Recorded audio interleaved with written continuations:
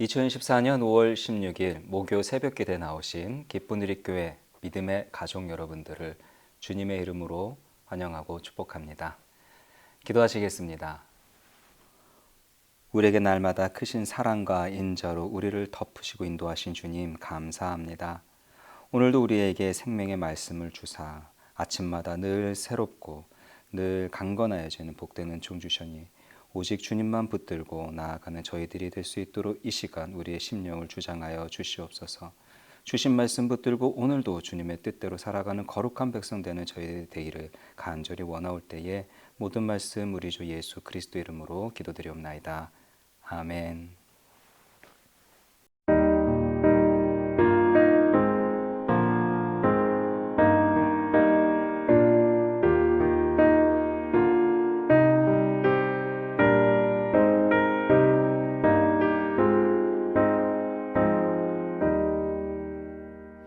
내 맘에 주여 소망 되소서. 주 없이 모든 일 헛되어라. 아멘. 언제나 주님 생각 잘 때나 깰 때 함께 하소서. 지혜의 주여 말씀으로서 언제나 내 안에 계십소서.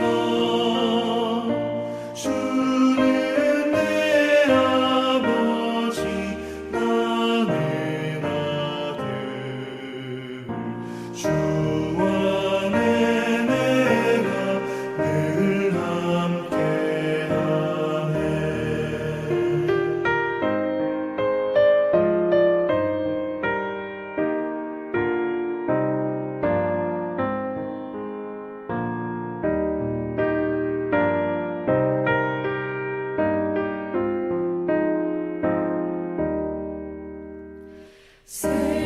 세상의 영광 다 모여도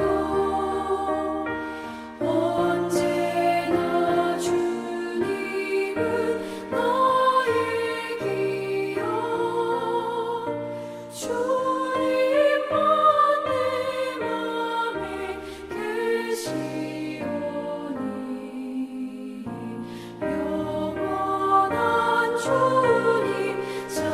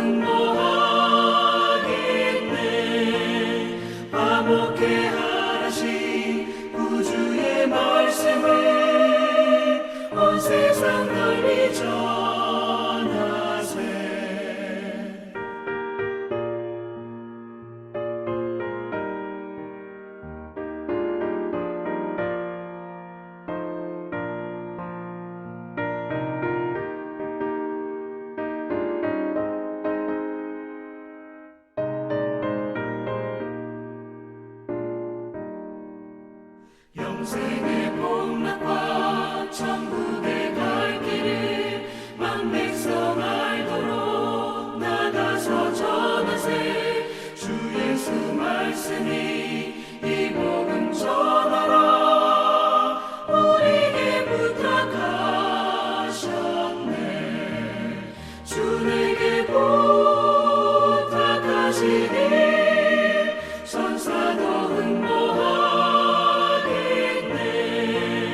화목해 하시 구주의 말씀을 온 세상 널리 전하세.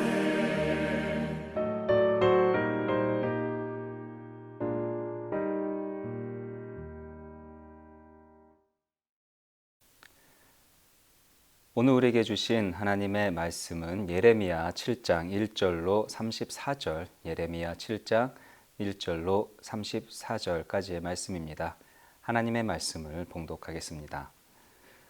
여호와께로부터 예레미야에게 말씀이 임하니라. 이르시되 너는 여호와의 집 문에 서서 이 말을 선포하여 이르기를 여호와께 예배하러 이 문으로 들어가는 유다 사람들아, 여호와의 말씀을 들으라. 만군의 여호와 이스라엘의 하나님께서 이와 같이 말씀하시되 너희 길과 행위를 바르게 하라.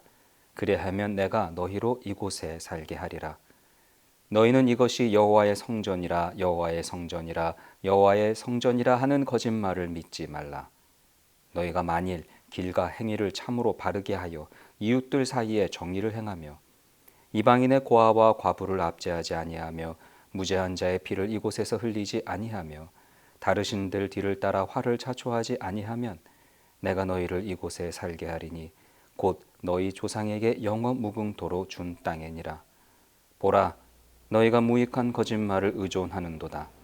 너희가 도둑질하며 살인하며 간음하며 거짓 맹세하며 바알에게 분향하며 너희가 알지 못하는 다른 신들을 따르면서 내 이름으로 일컬음을 받는 이 집에 들어와서 내 앞에 서서 말하기를 우리가 구원을 얻었나이다 하느냐.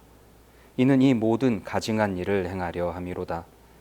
내 이름으로 일컬음을 받는 이 집이 너희 눈에는 도둑의 소굴로 보이느냐. 보라, 나 곧 내가 그것을 보았노라. 여호와의 말씀이니라.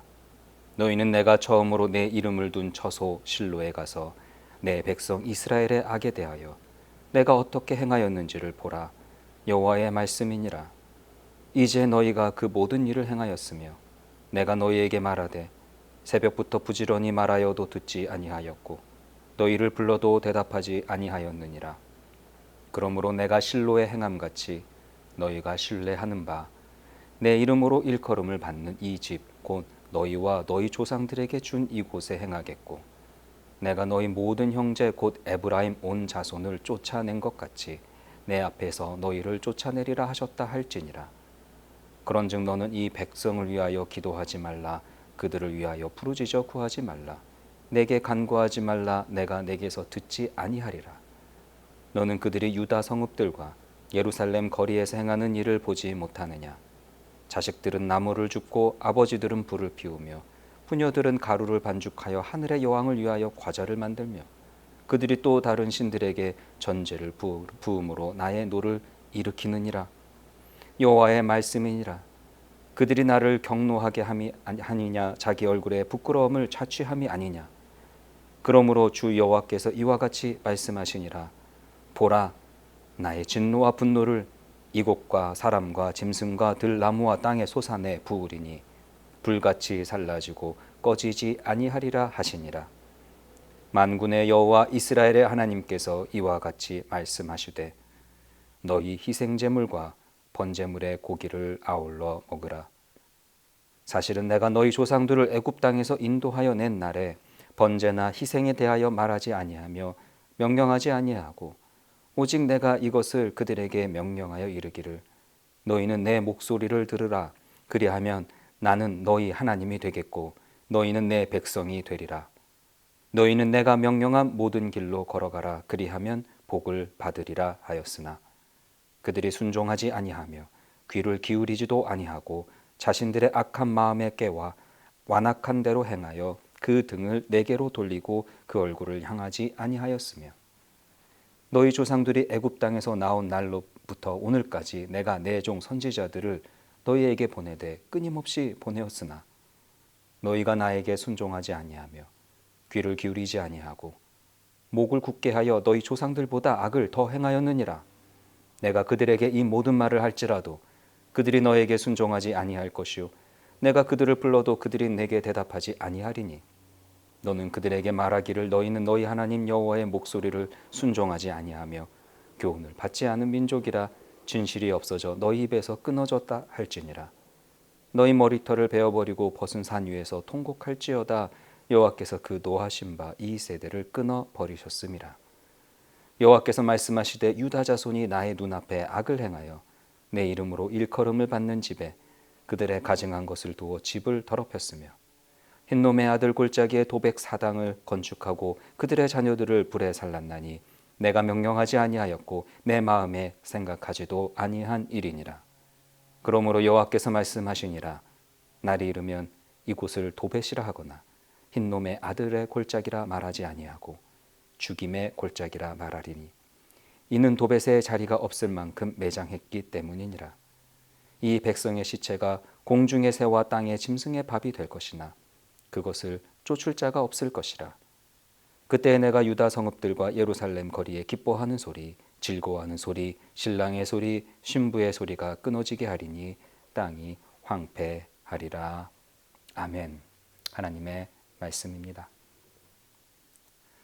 오늘 본문인 예레미야 7장부터 10장까지는 예레미야의 12번의 설교 중 세 번째 설교에 해당이 됩니다. 두 번째 설교로부터는 적지 않은 시간이 흘렀습니다. 오늘 말씀을 더 잘 이해하기 위해서 그동안 일어났던 일들을 좀 간략하게 설명하고자 합니다. 먼저 두 번째 설교를 했었을 당시에는 바벨론이 아직 건국 초기에 그 잠재적인 위협에서 벗어나서 이제는 신흥 강국으로 성장하던 때입니다. 이 바벨론이 아수르와의 전쟁을 해서 이제 아수르를 완전히 제압하게 되죠. 그때 이제 애굽 왕 느고가 망해가던 아수르와 손을 잡고 제국으로 성장해 가는 바벨론을 제압하고자 출병을 하게 됩니다. 그때 요시야 왕이 아수르가 다시 회복되는 것이 유다 왕국에 결코 득이 되지 않음을 알고서 애굽을 막아서기 위해 무깃도에서 전투를 벌이죠. 그리고 그때 요시야 왕이 전사를 합니다. 그래서 이제 요시야 아들인 여호아하스가 왕이 됩니다. 그러나 석 달을 버티지 못하고 애굽으로 끌려갑니다. 그리고 요시야의 또 다른 아들 엘리야김을 여호야김으로 바꿔서 애굽이 대신하여 유다의 왕으로 삼게 되지요. 완전히 친애굽의 허수아비 정권이 들어서게 된 것입니다. 이 무깃도의 전투 후에 애굽은 계속해서 진격하게 됩니다. 그리고 애굽과 바벨론 사이에 고대사의 분수령을 가르는 그 대전투인 갈그미스 전투가 벌어지게 되지요. 이때가 바로 기원전 609년입니다. 그리고 여기서 애굽이 패하게 됩니다. 바벨론은 이제 애굽을 이기고 나서 점점 그 세력을 확장하고 진격해서 나중에 예루살렘까지 이제 점령하게 됩니다. 그때 1차로 포로를 잡아가게 되는데 그때 잡혀간 포로가 바로 다니엘과 또 다니엘을 포함한 왕족과 귀족들이었지요. 바로 이때가 요시야 왕이 죽고 여호야김이 왕이 된 지 3년 내지 4년 그 정도 흘렀을 때입니다. 여호야김은 어쩔 수 없이 친애굽적인 정부가 될 수밖에 없습니다. 그러나 바벨론이 점령했기 때문에 어쩔 수 없이 바벨론을 좀 따르다가 다시 애굽으로 돌아가는 그런 역사적 과정 중에 있었습니다. 세 번째 설교가 기반이 되는 그 하나님의 말씀은 이런 시대적인 맥락 속에서 예레미야에게 임했던 것이지요. 특히 오늘 본문인 7장 1절부터 8장 3절까지를 예레미야의 성전 설교라고 합니다. 2절을 같이 보시겠습니다. 너는 여호와의 집 문에 서서 이 말을 선포하여 이르기를, 그러니까 여호와의 집 성전에서 이 말씀을 선포하라고 하셔서 예레미야가 성전에서 설교를 하는 겁니다. 그래서 이 설교를 성전 설교라고 하지요. 매우 유명한 설교입니다. 하나님께서는 지금 성전에 예배하러 들어가는 예배자들에게 이 말씀을 선포하게 하십니다. 그런데 그 내용이 무엇인가? 그들의 그릇된 신앙생활을 고발하고 있습니다. 특별히 그들의 매우 잘못된 삶의 모습들을 고발합니다. 하나님께서 기대하시는 거룩한 백성의 마땅한 삶의 모습들은 5절 이하에 나오는 모습과 같은 것입니다. 너희가 만일 길과 행위를 참으로 바르게 하여, 그리고 또 이웃들 사이에 정의를 행하는 것. 또 6절을 보면 이방인과 고아와 과부를 압제하지 아니하며 무죄한 자의 피를 이곳에서 흘리지 아니하며 다른 신들 뒤를 따라 화를 자초하지 아니하는 것. 그러니까 거룩한 백성의 마땅한 삶의 모습들을 5절과 6절에서 말씀하고 계시지요. 그러니까 하나님께서는 그들에게 정말 참 위대한 약속을 주셨습니다. 그런데 그들은 그렇게 살지 않았던 것이죠. 이 거룩한 삶은 구원의 조건이 아니라 구원받은 자의 결과의 모습입니다. 그런데 이스라엘 백성들이 하나님의 구원을 받은 거룩한 백성으로서 전혀 살아내지 못했습니다. 그들의 실생활의 모습들은 어떠한가? 9절을 보면은 너희가 도둑질하며 살인하며 간음하며 거짓 맹세하며 바알에게 분향하며 너희가 알지 못하는 다른 신들을 따르면서, 그러니까 이들의 실생활의 모습이 이렇다는 것입니다. 삶의 모습에서 도둑, 살인, 간음, 거짓 맹세들이 팽배하고요. 또 하나님을 온전히 예배하지 않고 있다는 것입니다. 정말 이런 국제정세의 너무나 위기의 상황 가운데는 유다의 상황 가운데서 하나님께서 유다 사람들에게 지금 말씀하시는 그 메시지의 핵심, 그러니까 유다 사람들이 처한 그들의 문제에 대해 하나님께서 무엇이 핵심인가를 바라보시는 하나님의 관점은 예배에 있다는 것입니다.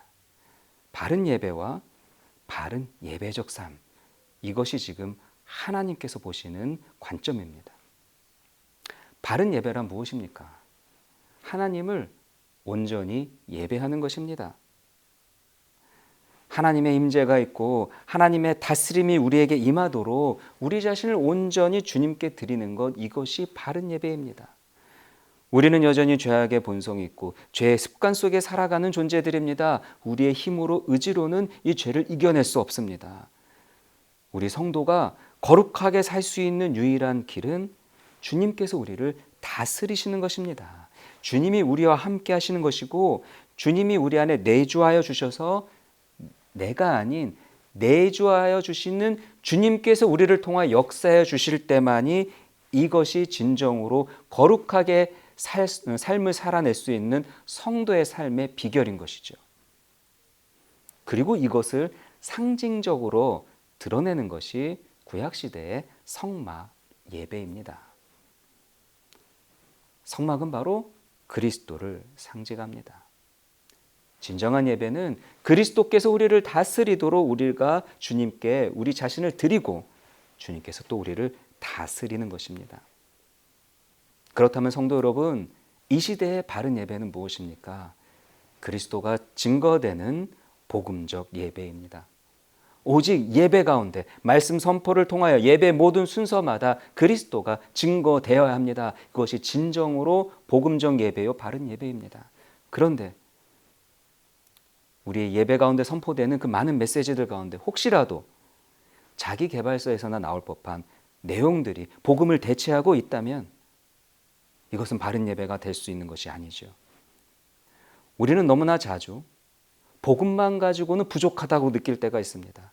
복음 외에 필요한 것들이 참 많다고 여겨지기도 합니다. 교회가 정말 부흥성장하려면 많은 마케팅 기법도 필요하고 소비 심리에도 알아야 되고 경영자적 마인드와 기법이 더 필요하고 좀 더 효과적인 전략 수립이 필요하다라고 여겨지기도 합니다. 물론 이것이 도구로서 필요할 수도 있습니다. 그러나 복음으로는 부족하기 때문에 무언가 더 추가해야 될 것이 많다고 여겨지고 있다면 아무리 우리가 겉으로는 예배를 잘 드리고 있어도 이것은 진정한 복음적인 예배가 아니라는 것입니다. 오직 그리스도만이 온전히 증거되어야 하는 것입니다.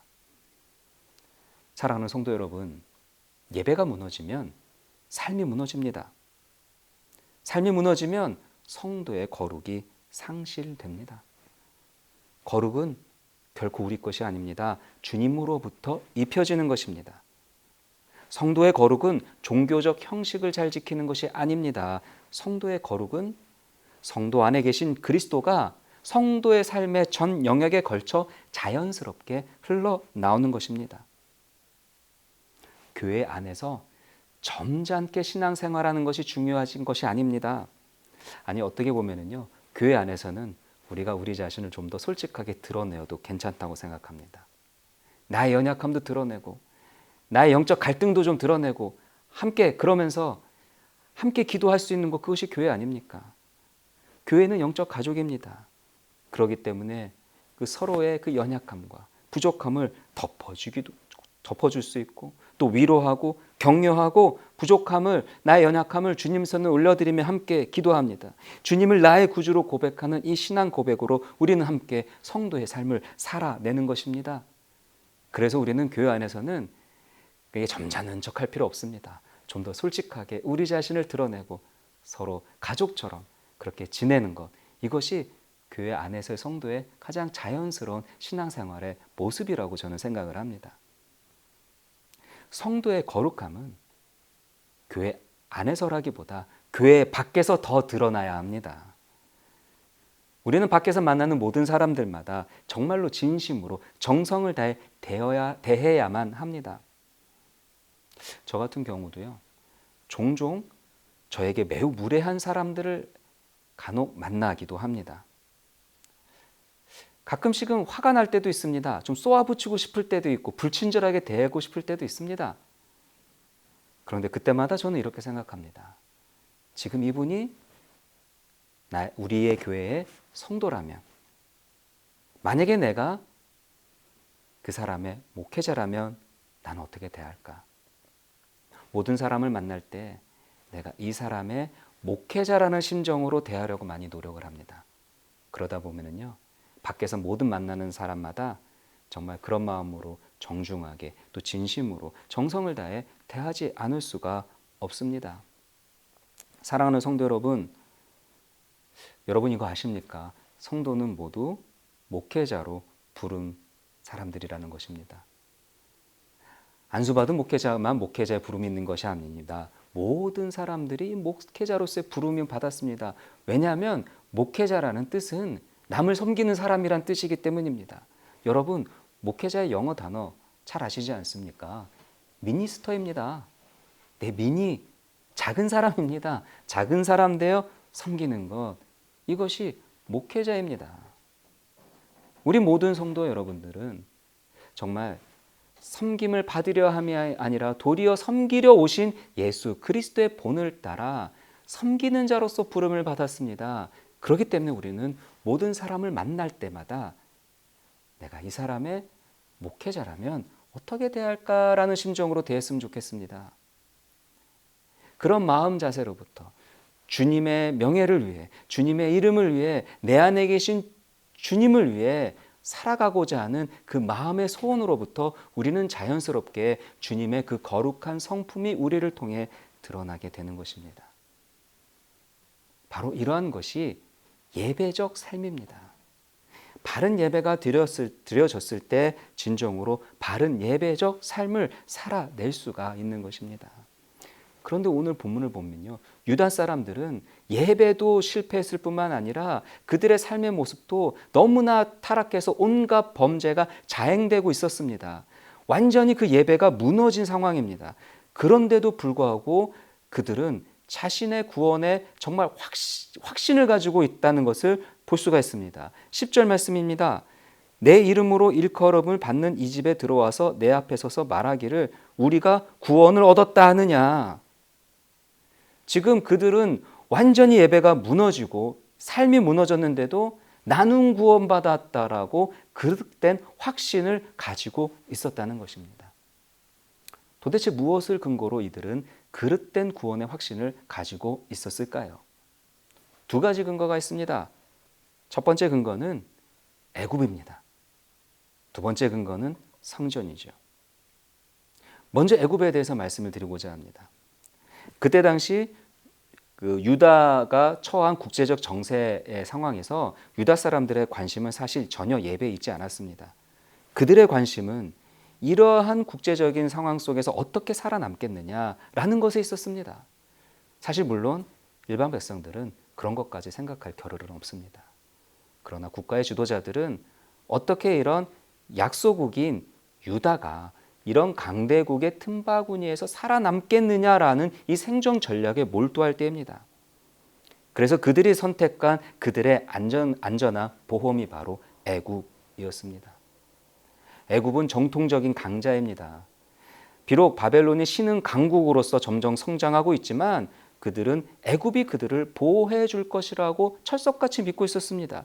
특별히 여호야김 왕이나 그의 주변의 사람들 같은 경우는 애굽에 의해서 왕이 되었기 때문에 친애굽적인 정부가 될 수밖에 없습니다. 이들은 애굽이 잘 돼야 자신들도 안전합니다. 이렇게 강대국의 틈바구니에서 살아남기 위한 생존 외교적인 모습을 보면은 정말 우리 민족이 많이 겪어왔던 것이라는 생각이 들지 않으십니까? 명나라와 청나라 때 그때 잘못된 선택으로 남한 산성에 굴욕을 당했습니다. 구한말 때에는요, 고종이 러시아 공산으로 대피해가는 아간 파천의 굴욕도 우리가 겪지 않았습니까? 그들은 온통 자신들을 휩싸고 있는 국제 정세에만 완전히 마음에 빼앗기고 있는 상황입니다. 그런데 그들은 애굽을 붙들었지만 하나님의 작정은 그들의 기대와는 완전히 달랐습니다. 하나님께서는 이미 바벨론을 사용하셔서 그들을 심판하시고 그들을 정화시킬 계획을 이미 수립하고 진행하고 계신 것입니다. 이것이 하나님의 뜻입니다. 예레미야 선지자는 이런 하나님의 뜻을 그들에게 전파하다가 끊임없이 고초를 당하고 모진수모를 당했던 것입니다. 두 번째로 그들은 결코 망하지 않는다는 그릇된 확신의 근거로 삼는 것은 성전이었습니다. 그들은 예루살렘의 성전이 있는 한 결코 망하지 않는다는 믿음을 가지고 있었습니다. 성전이 그곳에 있기 때문에 그들은 망하지 않는다는 거예요. 그래서 그들은 성전 자체를 우상화했습니다. 하나님을 예배한 것이 아니라 성전을 우상화한 것입니다. 그들이 그런 생각을 갖게 된 배경을 보면 히스기야 왕 때로 거슬러 올라갈 수 있습니다. 히스기야 왕 때에 아수르 왕 사네립이 쳐들어왔습니다. 그러나 정말 하나님께서 그들을 지켜주셔서 하룻밤 사이에 18명 5천 명이 다 죽었고 그들은 구원을 받았지요. 성전이 그곳에 있었기 때문에 하나님이 그곳에 있었기 때문에 그들이 구원받았다 생각했는 것인데 하나님께서 구원하셨지만 그들은 성전이 있기 때문에 구원받았다라고 생각을 한 것이죠. 그리고 나서 그 이후의 이야기를 보면 히스기야가 병이 들지요. 그리고 이제 기도하고 났습니다. 히스기야가 병들었다는 소식을 듣고 바벨론에서 사자를 보내는데 그때 히스기야가 그 모든 국고를 다 보여줍니다. 그리고 나서 이런 예언을 얻지요. 이 모든 것들이 다 바벨론이 다 가져갈 것이다. 벌써 하나님께서는 이때부터 이 모든 것을 계획하고 계셨습니다. 이러한 배경 가운데 예레미야 선지자가 한 가지를 상기시키고 있는데 이것이 바로 실로의 성막입니다. 이 실로의 성막이 어떠한 것을 의미하느냐? 바로 이거 예전에 사무엘상을 보면은요. 그때 아벳 전투가 있습니다. 엘리의 타락한 두 아들인 제사장의 타락한 두 아들인 홈리와 비느하스가 블레셋과 전투를 할 때에 그들은 매우 타락했지만 법궤가 있으면 우리가 안전하다는 그릇된 확신을 가지고 법궤를 가지고 전쟁터에 나가다가 그들은 전사하고 이스라엘은 패하고 법궤는 빼앗기지 않습니까? 바로 그때를 이야기하는 겁니다. 바로 이때 실로에서 법궤를 가지고 나와서 전투하다 빼앗긴 이후로 실로의 성막 시대가 마감이 되고 솔로몬의 성전 시대가 될 때까지 과도기를 겪게 되는 것이죠. 이것이 우리에게 주는 현대적인 의미는 무엇입니까? 어쩌면 우리도 이러한 같은 과정을 지금 겪고 있는지도 모릅니다. 예레미야는 유다가 망해가고 있는 시절의 이야기입니다. 그런데 어쩌면 지금 우리는 교회가 그와 같은 과정을 겪어가고 있는 시절을 살아가고 있는지도 모릅니다. 한때에 정말 그 위용을 자랑하던 아름다운 교회가 지금도 여전히 교회 건물로서의 모습은 있지만 거기를 들어가 보면 무슬림의 장소로 무슬림이 예배드리는 장소로 사용되고 있는 것도 너무나 자주 볼 수 있습니다. 한때는 그 겉모습의 화려함으로 전 세계 이목을 끌며 수없이 많은 관광객들을 맞이하였던 어떤 한 유명한 교회는요, 지금은 완전히 망해버려서 팔리고 말았지 않습니까? 우리 눈에 보이는 교회 건물, 이것이 우리를 지켜주는 근거가 아닙니다. 눈에 보이는 성전에 대한 하나님의 관점을 11절에서는 이렇게 말씀합니다. 내 이름으로 일컬음을 받는 이 집이 너희 눈에는 도둑의 소굴로 보이느냐? 보라, 나 곧 내가 그것을 보았노라. 여호와의 말씀이니라. 이 말씀을 하시고 대략 한 630년쯤 후에 예수님께서 이런 말씀을 하시지 않습니까? 그들에게 이르시되 기록된 바 내 집은 기도하는 집이라 일컬음을 받으리라 하였거늘 너희는 강도의 소굴을 만드는도다. 여기서 강도의 소굴이라고 말씀하신 이것이 예레미야 7장 11절 말씀을 인용하신 것입니다. 사랑하는 성도 여러분, 결국 그들이 우상처럼 여기던 성전은 무너졌습니다. 하나님께서는 우리가 우상으로 여기는 것을 반드시 무너뜨리십니다. 전통이 우상이 되면 전통을 무너뜨리십니다. 나의 개인의 성공이 우상이 되면 나의 개인의 성공도 무너뜨리십니다. 무너져야 희망이 있습니다. 무너져야 하나님께서 역사해 주십니다. 사랑하는 성도 여러분, 말씀을 맺고자 합니다. 우리는 우리의 신앙생활이 생각보다 우리의 주변 환경에 많은 영향을 받고 있음을 깨달아야 합니다. 너무나 바빠서 삶이 너무 어렵기 때문에 제대로 신앙생활을 할 수 없다고 우리는 변명하기 일쑤입니다.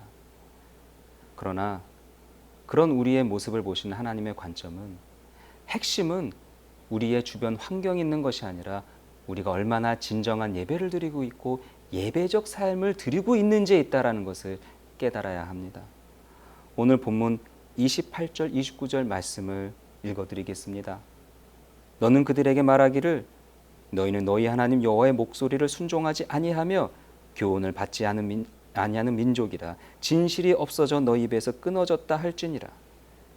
너희 머리털을 베어버리고 벗은 산 위에서 통곡할지어다 여호와께서 그 노하신 바 이 세대를 끊어 버리셨습니다. 하나님의 말씀에 온전히 순종하는 것, 이것이 우리의 유일한 소망이며 우리의 사명입니다. 예배자는 우리의 정체성이고 예배적 삶은 우리의 사명인 줄로 믿습니다. 하나님께서 우리에게 바라시는 것이 바로 이것입니다. 사랑하는 성도 여러분, 하나님께서 우리에게 바라시는 대로 진정으로 우리 자신을 주님께 예배 드리며 또한 주님의 성품을 이 땅 가운데 흘려보내며 증거하며 살아가는 진정한 예배적 삶을 살아내시는, 정말 주님께서 찾으시는 그러한 예배자 되시는 사랑하는 기쁜 우리교회 모든 성도 여러분이 되시기를 주님의 이름으로 축원합니다. 기도하시겠습니다. 존귀하신 하나님 아버지, 하나님께서는 우리에게 생명의 말씀을 주시고 이 말씀에 순종하라 명하셨지만 우리는 주님의 말씀에 불순종하면서 우리 불순종의 이유로 너무나 많은 것들을 변명해 오고 있었음을 회개합니다. 삶이 너무나 바빠서 중요한 게 많아서, 그래서 하나님께서 중요하게 생각하시는 것에 주의하지 아니하고 내가 중요하게 생각하는 것을 하나님 앞에 변명의 이유로 내세웠었습니다. 주님, 오늘 우리에게 주신 말씀을 통하여 이런 저희들의 모습을 회개하오니 이제는 주의 말씀에 온전히 순종하기를 원합니다. 말씀에 순종할 때에 우리를 향하여 계획하신 모든 하나님의 뜻이 성취되는 놀라운 은총을 우리에게 더욱더 충만히 부어주시옵기를 간절하게 원하올 때에 모든 말씀 우리 주 예수 그리스도 이름으로 기도드립니다. 아멘.